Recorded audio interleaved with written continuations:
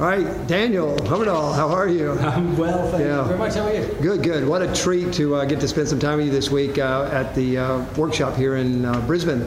So, quick question I had for you that I thought it would be worth sharing. One of the times when we had kind of open question Q&A going on, somebody asked you, what are your thoughts around asking better questions? How do you kind of address the question piece of this?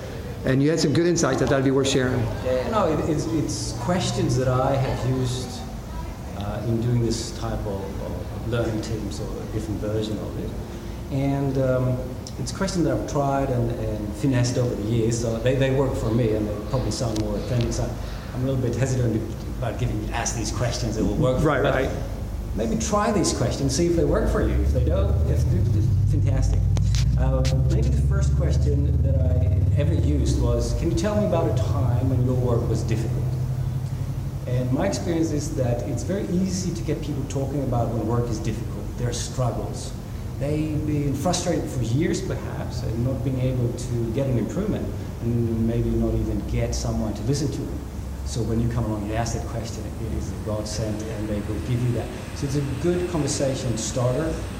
The other benefit of that question is that you're actually asking for a story. Can you tell me about a time? It has a timestamp. A lot of times people will give you their opinions. Oh, this is a shitty place. Or I never ask, what is it like to work here? Because people just give you their opinion or a value judgment of the place, and it doesn't go beyond that. But by asking about, tell me a story, something that happened a year ago, last week, whenever it is, and try to follow it up. Sometimes people will tell you something happened 10 years ago, and that is more of a broken record that may not have any operational relevance anymore. Another question that might be helpful to ask is, if people are a little bit slow in getting started, you can throw something out there like, okay, if you had $50,000 to make this a better place to work, how would you invest that? And what comes out of that is two things. First of all, you get people pointing you towards where the sensitivities of the system is, where you can find that. Oh, invest in better lighting. Or fix the brakes on my truck, or right? Well, sometimes people say things that they do sound a bit like a joke, like, I would throw a massive barbecue. And you go, okay. They're actually telling you something, aren't they? They're telling you something, and you have to ask yourself, or you ask them rather, okay, so what is the problem that a barbecue would fix?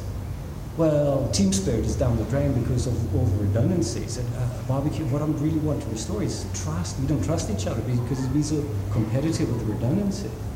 So they just point you towards something, and you have to take it for face value and follow it up, and just take them seriously, being committed to the process. So that is a good question to get people started. Something else that I do fairly frequently is just to connect frontline workers to people upstream in the process. For example, what do you wish they had told you during training? What do you wish the people who write procedures for this task knew about your job? What do you wish the architects of this warehouse knew about your job?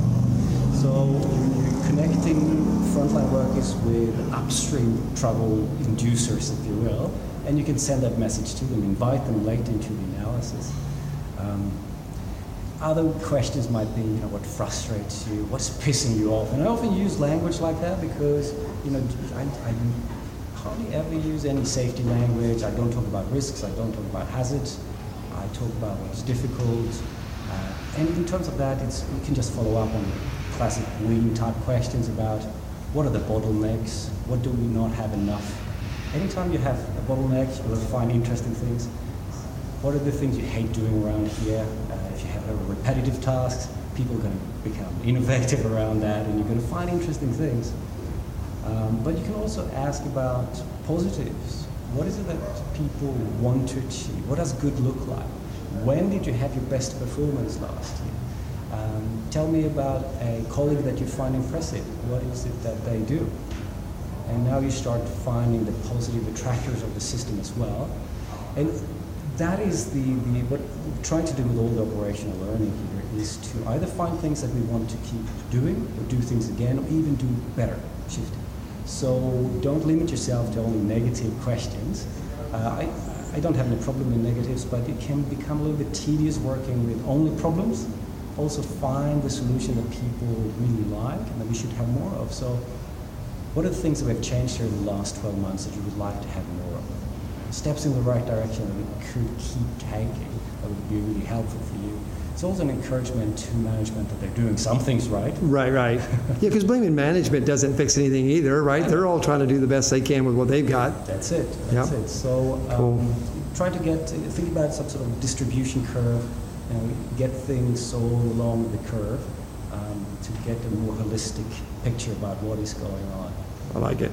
Cool. Thank you very much. My I think, pleasure. there's just so many organizations and groups and teams of people doing this stuff. Every chance I get, when I hear something interesting and clever, I'm like, hey, let's capture that on a video blog and share it. So appreciate your time. Great to see you. And yes, and we'll talk soon.